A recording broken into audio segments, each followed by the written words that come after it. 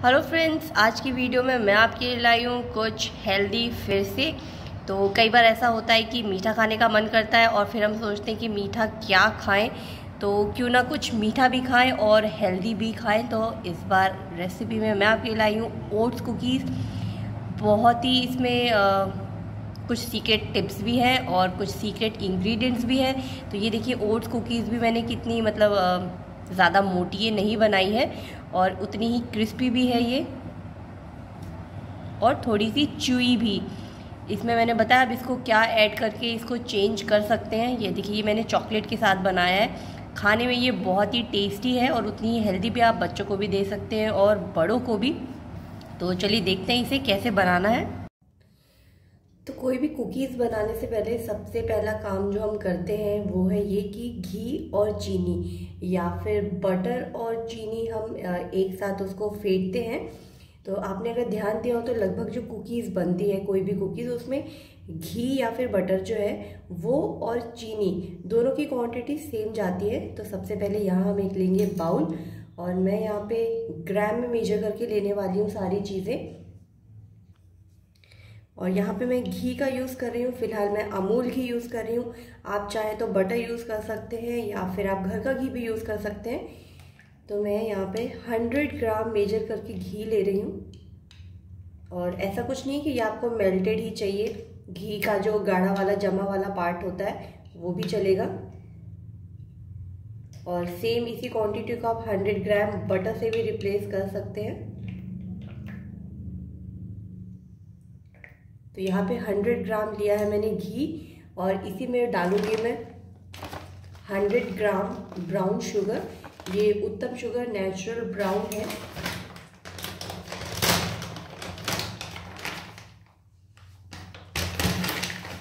मैं आपको दिखाती हूँ ये बहुत ज़्यादा ग्रैनुलेटेड जो है ना, वो बहुत बड़े पार्टिकल्स नहीं होते हैं इसके। ये थोड़ा पाउडर फॉर्म जैसे ही होता है, कैस्टर शुगर जैसा, इसलिए हम इसको पीसेंगे नहीं, हम इसी तरीके से डायरेक्ट इस पर डालेंगे।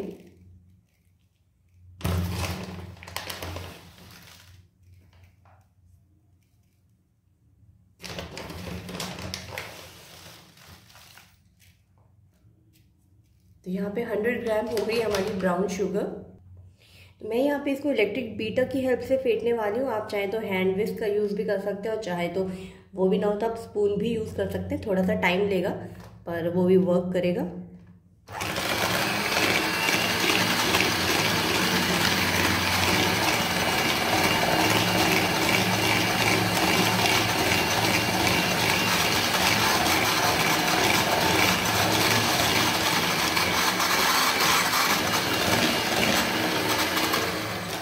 तो देखिए, इसको मैंने 2 मिनट फेंटा है, और 2 मिनट फेंटते फेंटते आप देखेंगे कि इसका जो कलर है वो हल्का सा लाइट हो गया है। पहले थोड़ा डार्क ब्राउन था, तो इसको हमें थोड़ी सी और देर फेंटना है।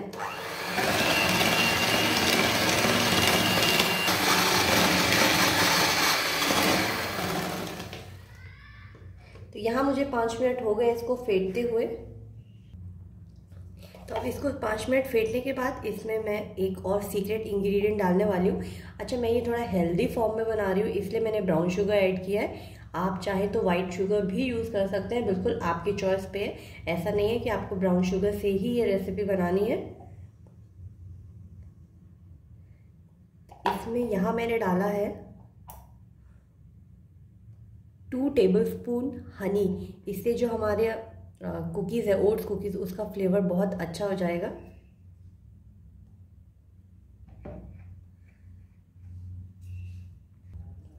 और हनी के साथ ही यहाँ पे एसेंस भी हम इसमें ऐड कर लेंगे। तो एसेंस बिल्कुल आपके ऊपर है, ऑप्शनल, आप कौन सा एसेंस, चॉकलेट या फिर वनीला, जिस फ्लेवर में चाहें। तो मैं यहाँ पे वनीला एसेंस डाल रही हूँ 1 टीस्पून, और इसको एक बार फिर हम फेंट लेंगे।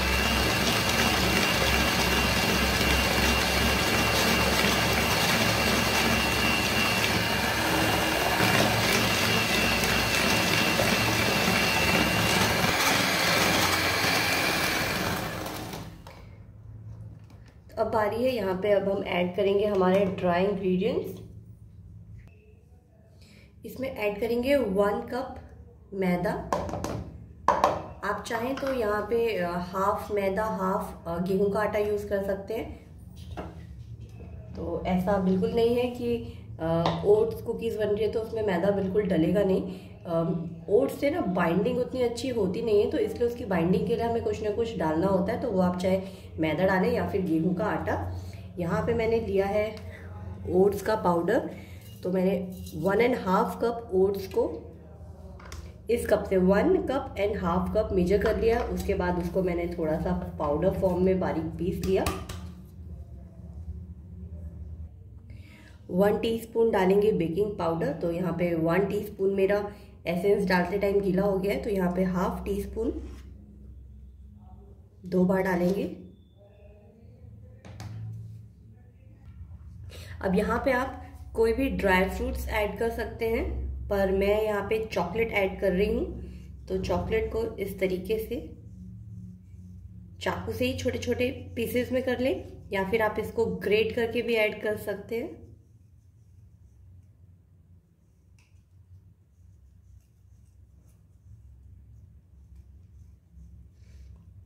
तो चॉकलेट की क्वांटिटी यहाँ पे आपकी चॉइस के ऊपर है। अब बाकी आप 100 ग्राम तक चॉकलेट ऐड कर सकते हैं।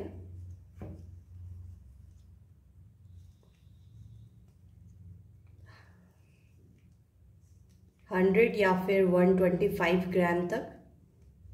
इसको हमें बेलना है लास्ट में, तो चॉकलेट के बड़े बड़े या मोटे पीसेस ना करें। इसके बदले आप चोको चिप्स भी ऐड कर सकते हैं। तो मैं इसको पहले पीसेस में कट कर लेती हूँ।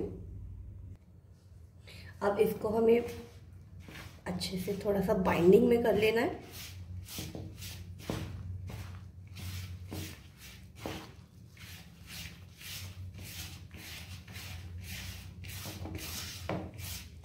जिस ब्लेड से हमने इसको फेंटा था उसका भी जो घी और सब लगा था उसको भी क्लीन करके इसी में ही ले लें।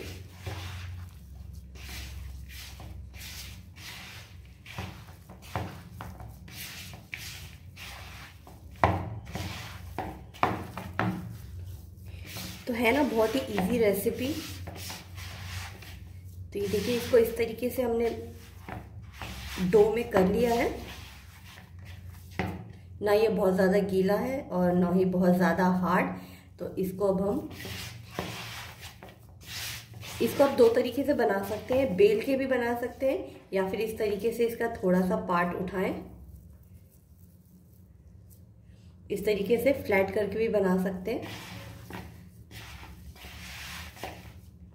मैं इसको 2 पार्चमेंट पेपर के बीच में बेल के बनाने वाली हूँ। इससे थोड़ा सा क्या है पतला बन जाता है कुकीज।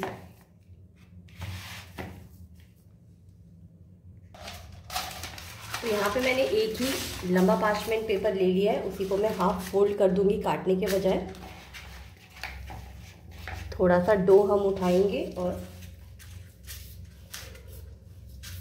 एक साइड के पार्ट पे रखेंगे, दूसरा इस तरीके से फोल्ड करेंगे। अब आप यहाँ पे फॉन्डेंट का बेलन या फिर जो आपका किचन का जो बेलन है, दोनों में से कुछ भी यूज़ कर सकते हैं। और हर तरफ से घुमा के इसको बेल लें।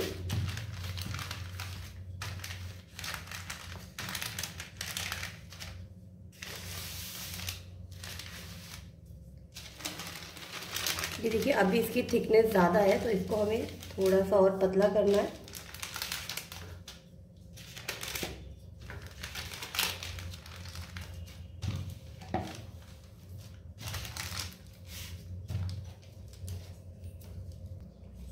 अब इसको आप किसी भी शेप में कट कर सकते हैं, और रेक्टेंगल या फिर सर्कल।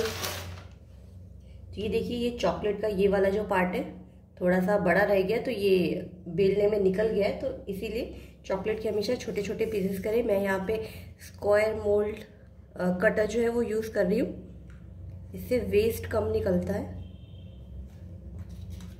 वरना हमें बार बार बेलना पड़ेगा।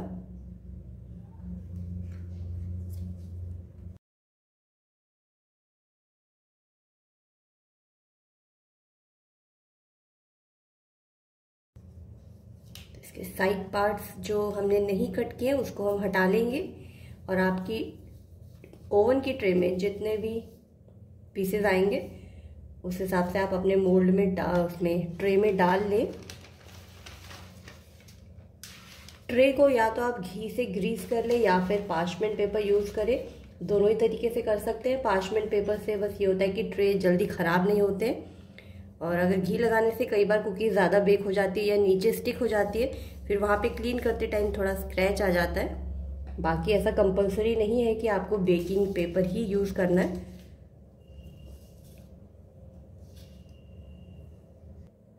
और अब बारी आती है कि इसको हम उठा के ट्रे में कैसे डालेंगे। तो आप कोई फ्लैट स्पैचुला ले लें, ठीक है। एक साइड से आप इस तरीके से उठाएं और ट्रे में शिफ्ट कर दें, क्योंकि इसको आप डायरेक्ट ऐसे हाथ से उठाएंगे तो ये टूट सकते हैं। तो इसी तरीके से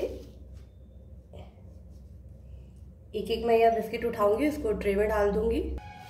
तो यहाँ मेरे ओवन में ट्रे में जो है थोड़ी सी जगह बाकी है, तो जो हमारा बचा हुआ डो है उसको भी मैं इसी तरीके से बेल लूँगी और ट्रे में शिफ्ट कर दूँगी। उसके बाद मैं आपको दिखाती हूँ ये। तो ये देखिए यहाँ पे मेरी एक बार ट्रे में 30 कुकीज़ आ गई हैं, और जब तक मैं ये प्रिपेयर कर रही थी ओवन को मैंने 180 डिग्री पे 10 to 15 मिनट के लिए प्री हीट होने के लिए रखा था। तो 15 मिनट लग ही जाते हैं इसको बेल के इस तरीके से ट्रे में सेट करने में। तो इसको अब हम सेम 180 डिग्री के टेम्परेचर पे 15 to 20 मिनट के लिए बेक करेंगे। आपके ओवन के साइज़ के ऊपर भी डिपेंड करेगा कि आपको कितनी देर बेक करना है। मेरा ओवन का साइज़ बड़ा है तो वो हो सकता है 15 से 20 मिनट ले ले, और ओवन का साइज़ 25-28 लीटर या उससे कम का रहता है तो उसमें ये 15 मिनट्स में भी बेक हो सकते हैं, क्योंकि ये कुकीज़ का जो थिकनेस है वो पतला है। तो इसको अब मैं दिखाती हूँ आपको बेक होने के बाद। तो ये देखिए 20 मिनट्स में मेरी जो ओट्स कुकीज़ है बहुत अच्छे से क्रिस्पी बेक हो गई है। ये देखिए पीछे से भी कितना अच्छा दिख रहा है ये, और आगे से भी बहुत अच्छे से ये बेक हो गया है। हल्का हल्का सा गर्म है इसलिए मैं अभी इसको तोड़ नहीं रही हूँ।